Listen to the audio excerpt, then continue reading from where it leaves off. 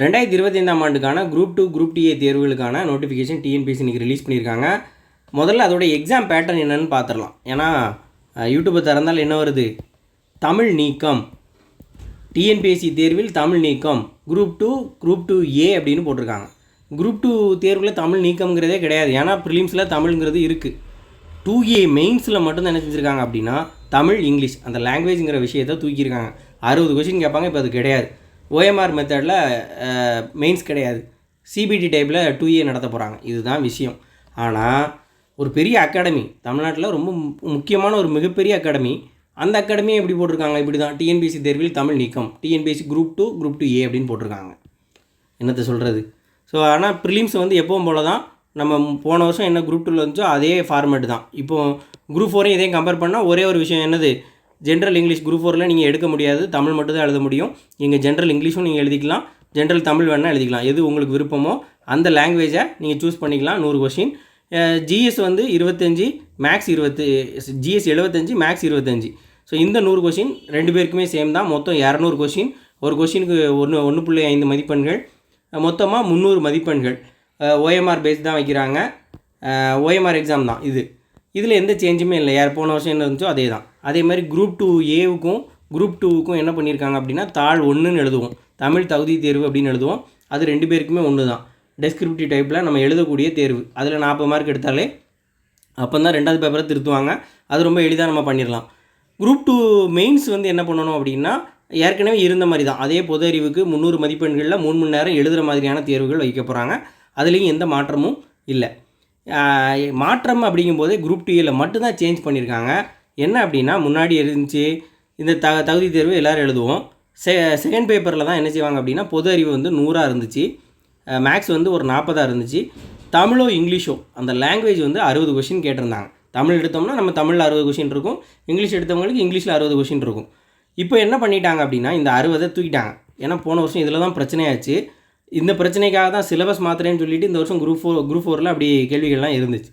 So இதுக்காக என்ன பண்ணியிருக்காங்க அப்படின்னா இந்த வருஷம் லாங்குவேஜே எடுத்துட்டாங்க. தமிழும் கிடையாது, இங்கிலீஷும் கிடையாது. இந்த 60 மார்க்கை என்ன செஞ்சுருக்காங்க, 60 கொஷின் என்ன செஞ்சுருக்காங்க அப்படின்னா 10 கொஷினை இங்கே சேர்த்துட்டாங்க, 50 கொஷினை இங்கே சேர்த்துட்டாங்க. அப்போ 150க்கு நம்ம என்ன செய்கிறோம், ஜிஎஸ் எழுத போகிறோம். 50க்கு வந்து நம்ம வந்து ஆப்டிடியூடு ரீசனிங் வந்து மெயினாக அதை தான் நம்ம ஃபோக்கஸ் பண்ண போகிறோம். இது அப்போ குரூப் 2ஏ பொறுத்த வரைக்கும் தமிழ் மீடியம் இங்கிலீஷ் மீடியம் படித்தவங்க எல்லாருக்குமே ஒரே சிலபஸ் தான். அவங்க எல்லோரும் ஜிஎஸ் 150 எழுத போகிறோம், 50 ஆப்டிடியூட் எழுத போகிறோம். 200 கொஸ்டினும் சேமாக தான் இருக்க போகுது. அதனால் இது வந்து ஒரு நல்ல விஷயந்தான், ஒரு ஆறுதலான விஷயம்னு சொல்லலாம். ப்ரிலிம்ஸில் இன்னும் அதே தான் இருக்குது. ஆனால் மெயின்ஸில் சேஞ்ச். மெயின்ஸை பொறுத்த வரைக்கும் ஒரு சாட்டிஸ்ஃபேக்ஷனாக இருக்கும், நம்ம எல்லோரும் ஒரே எக்ஸாம் தான் எழுதியிருக்கோம் அப்படின்னு சொல்லிட்டு. அடுத்து இதில் 2வது சேஞ்ச் என்ன அப்படின்னா சிபிடி கொண்டு வர போகிறாங்க, கம்ப்யூட்டர் பேஸ்டு எக்ஸாமாக கொண்டு வர போகிறான்னு சொல்லியிருக்காங்க. போன தடவையும் நோட்டிஃபிகேஷனில் இப்படி தான் வந்துச்சு, அதுக்கப்புறம் அதை சேஞ்ச் பண்ணிட்டாங்க. இந்த தடவையும் நோட்டிஃபிகேஷனில் சொல்லியிருக்காங்க. ஆனால் வேகன்சி கம்மியாக இருக்கிறதுனால ஒருவேளை அவங்களால நடத்த முடிஞ்சால் நடத்துறதுக்கும் வாய்ப்பு இருக்குது. ஸோ கம்ப்யூட்டர் பேஸ்டு எக்ஸாமை எதிர்பார்க்கலாம்.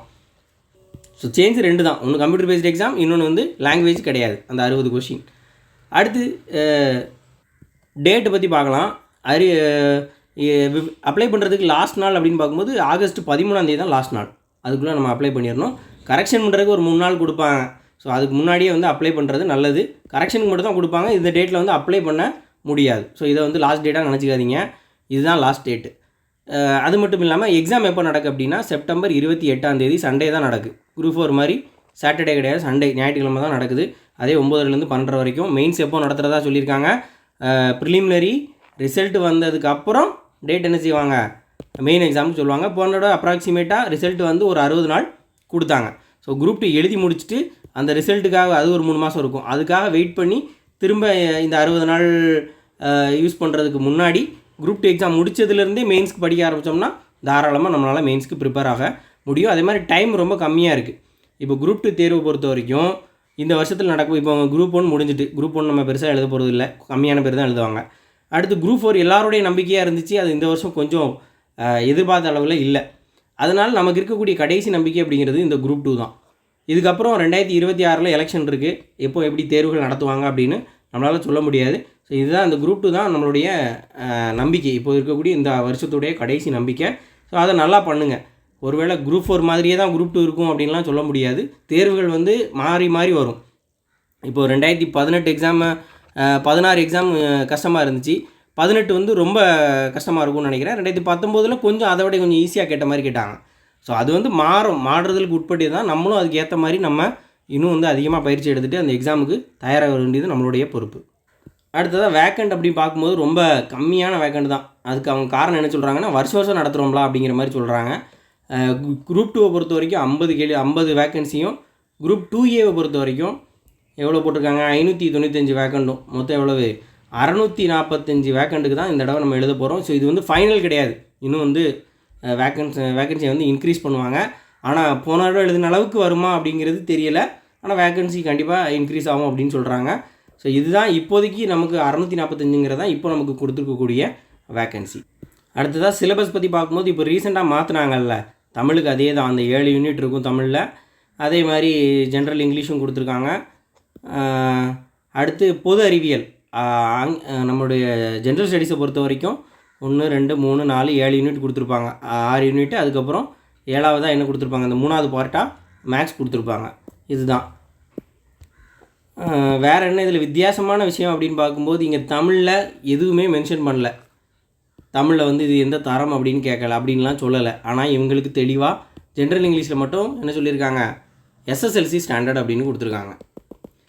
தமிழை பொறுத்த வரைக்கும் SSLC ஸ்டாண்டர்ட் அப்படிங்கிறத இதில் மட்டும் கொடுத்துருக்காங்க. அந்த கடைசி 7வது யூனிட்டில் மட்டும் 10ஆம் வகுப்பு வரையிலான பாடப்புத்தகங்களை அடிப்படையாக கொண்டதுன்னு கொடுத்துருக்காங்க. இங்கே எந்த இடத்துலையும் வந்து அது வந்து என்ன ஸ்டாண்டர்ட் அப்படிங்கிற விஷயத்தை அவங்க மென்ஷன் பண்ணல.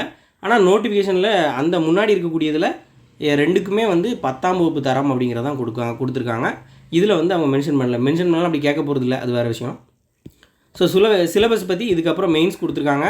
சிலபஸ் பற்றி நம்ம தெளிவாக இன்னொரு வீடியோவில் தனியாக பார்க்கலாம். சிலபஸ் எப்படி ப்ரிப்பேர் பண்ணுறது அப்படிங்கிறத இன்னொரு வீடியோவில் பார்க்கலாம். ஸோ சிலபஸ் வந்து ஏற்கனவே கொடுத்தது தான், அதில் எந்த சேஞ்சஸும் இல்லை. இப்போ ரீசெண்டாக மாற்றினாங்கல்ல, அதுக்கப்புறம் இந்த நோட்டிஃபிகேஷனில் எந்த சேஞ்சஸும் இல்லை. அடுத்ததாக குவாலிஃபிகேஷனை பொறுத்த வரைக்கும் பெரும்பாலும் எனி டிகிரி தான். ஒரு சில போஸ்ட்டுக்கு மட்டும்தான் வந்து அந்த பர்டிகுலராக என்ன கேட்குறாங்களோ அது கேட்பாங்க. மற்றபடி எல்லாத்துக்குமே எனி டிகிரி வந்து எலிஜிபிள் தான்.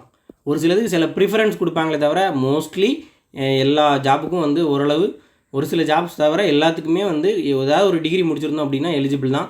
வயதை பொறுத்த வரைக்கும் இந்த குறிப்பிட்ட பிரிவினர்களுக்கு எந்த இதுவும் கிடையாது. நீங்கள் பிசி எம்பிசி ஏதோ ஒரு கேட்டகரியில் இருக்கீங்க அப்படின்னா இங்கே சொல்லியிருக்காங்க பாருங்கள், உச்ச வயது வந்து இல்லை அப்படிங்கிற விஷயத்த சொல்லியிருக்காங்க.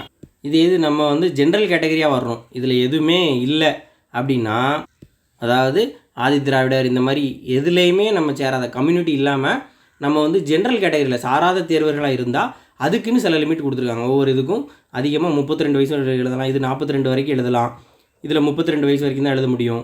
ஸோ இந்த மாதிரி கொடுத்துருப்பாங்க. நம்மளை பொறுத்த வரைக்கும் ஏதோ ஒரு கேட்டகரியில் நீங்கள் வந்துட்டீங்க அப்படின்னாலே நிறையா இதுக்கு வந்து என்னது உச்ச வயது வரம்புங்கிறது இல்லை அப்படின்னு சொல்லியிருக்காங்க.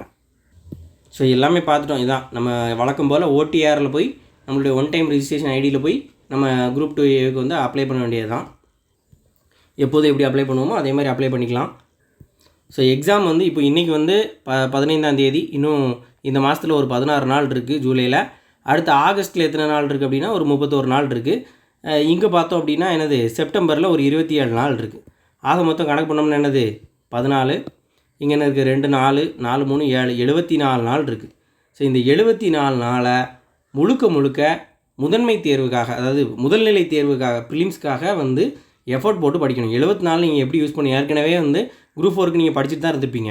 அதனால் குரூப் 4 தேர்வு இப்படி ஆயிடுச்சு அப்படின்னு மன உளைச்சல் ஆகாமல் தொடர்ந்து 74 நாள் மட்டும் முயற்சி பண்ணி பார்த்தீங்க அப்படின்னா குரூப் 2 வந்து நல்லா பண்ணலாம். அப்புறம் குரூப் 2 எழுதுனதுக்கப்புறம் ரிசல்ட் வர்றதுக்கான ஒரு 2 மாதமோ 3 மாதமோ ஆகும். அதுக்கப்புறம் ஒரு 60 நாள் கொடுப்பாங்க, அதுக்கப்புறம் ஒரு 2 மாதம் கொடுப்பாங்க. கிட்டத்தட்ட ஒரு நீங்கள் எக்ஸாம் எழுதி முடிச்சப்பறம் 4 மாதம் கழிச்சு தான் நினச்ச போகுது குறைஞ்சபட்சம் மெயின்ஸ் வரப்போகுது. அப்போ நீங்கள் இப்போவுமே வந்து ஃபோக்கஸ் பண்ண வேண்டிய விஷயம் ப்ரிலிம்ஸில் எப்படி பாஸ் ஆகும். ஏன்னா வேக்கண்ட் ரொம்ப கம்மி, முன்னாடி நிறைய இருந்துச்சு. அப்போ அவங்க எடுக்கும்போது 1:2 1:10ங்கிற ரேஷியோவில் எடுக்கும்போது நமக்கு வந்து நிறைய பேர் உள்ளே போவோம். இப்போ வந்து வேக்கண்ட் கம்மியாக இருக்கிறதுனால அந்த ரேஷியோவே என்ன செய்யும், ரொம்ப கம்மியாக தான் வரும். அப்போது அதுக்கு ஏற்ற மாதிரி நம்ம ப்ரிப்பேர் ஆகணும். ஸோ நம்பிக்கை விட்டுறாதீங்க. ஏன்னா இதான் என்னை பொறுத்த வரைக்கும் கடைசி சாய்ஸ், இந்த வருஷத்தோட கடைசி சாய்ஸ். அடுத்த எக்ஸாம் எப்போ நடக்கும் அப்படிங்கிறது ஆனுவல் பிளானர் வந்தால் தெரியும். அடுத்த வருஷம் கண்டிப்பாக நடத்துவாங்கன்னு நம்மளால் சொல்ல முடியாது. ஏன்னா எலெக்ஷன் இருக்கிறதுனால எப்படி நடக்கும் அப்படிங்கிறத உறுதியாக சொல்ல முடியாது. ஸோ இந்த குரூப் 2ங்கிறது ஒரு நல்ல சான்ஸ், யூஸ் பண்ணிக்கோங்க. அதே மாதிரி ஒரு அப் அண்ட் டவுன்ஸ் இருக்கும் இந்த டிஎன்பிஎஸ்சி லைஃப்பில். நீங்கள் கொஸ்டின் நல்லாவே புக்கிலேருந்தே கேட்டு நீங்கள் பர்ஃபார்ம் பண்ணலனாலும் எப்படி இருக்கும். ஸோ அது வந்து கேட்டுட்டாங்க, அது நம்ம எதிர்பார்க்காத விஷயந்தான். ஆனால் அதுக்காக அதிலே உட்கார்றது வந்து புத்திசாலித்தனம் இல்லை. அடுத்த கட்ட நகர் வாட் நெக்ஸ்ட் அப்படிங்கிறத நோக்கி நம்ம போயிட்டே இருக்கிறது தான் நல்லது. குரூப் 2க்கு படிங்க. படிச்சுக்கிட்டே இருக்கும்போது அடுத்து தேவையில்லாத விஷயங்களை யோசிக்காது. குரூப் 2 இப்போ நம்ம கையில் இருக்கக்கூடியது குரூப் 2. ஸோ அதை எப்படி யூட்டிலைஸ் பண்ணணும் அப்படிங்கிறத மட்டும் ஃபோக்கஸ் பண்ணுங்கள். இந்த 74 நாளை யார் யூஸ் பண்ணுறாங்களோ அவங்க கண்டிப்பாக ப்ரிலிம்ஸ் கிளியர் பண்ணுவாங்க. அதுக்கப்புறம் அந்த 4 மாதத்தை யூஸ் பண்ணுறவங்க மெயின்ஸ் கிளியர் பண்ணி இன்னும் குரூப் 4ஓட பெட்டரான ஒரு ஜாப்பில் போய் நம்மளால் உட்கார முடியும். ஸோ 74 நாளை நல்லா பயன்படுத்துங்க. நன்றி.